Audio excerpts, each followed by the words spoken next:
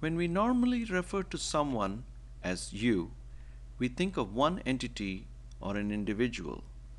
When I speak to an audience to introduce the concept of the thinking mind, I usually start with the question, do you have a voice in your head?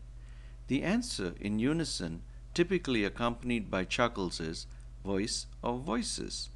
If you don't think that you have a voice in your head, it is that voice that just said, what voice is he talking about? When Eckhart Tolle heard himself say, I can't live with myself, he realized that there must be two entities within him, I and myself. I have named them the knower or the big you and the thinker or the little you. They are both part of you, the person who lives in this world. The thinker, however, obscures and smothers the knower with its constant thinking, noise, and chatter. I call this the you obstruction.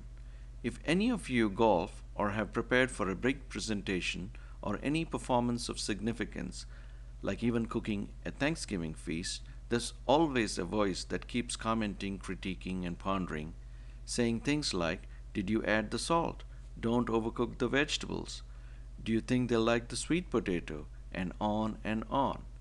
But once you become aware that there are two entities inside you, it changes the playing field.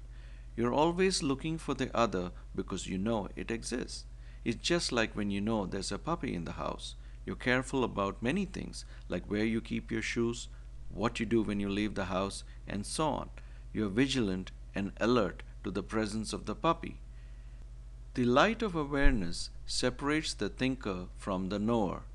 The emotions realized by the thinker or your mind made self include most of the tough ones like fear, insecurity, doubt, anxiety, anger, pain, discomfort, disappointment, pride, neediness, immediate pleasure, and outer accomplishment. These are a product of your egoic mind and generate most of your suffering in an attempt to feed and protect this made up self. On the other side, we have your core or natural self, the knower, which hosts the emotions of peace, joy, contentment, and inner accomplishment. In the absence of presence or awareness, all these emotions get jumbled into a big mess, making your head spin into a mush. Now, here's the important point: your ego isn't you, it's a fictional version, a made up version.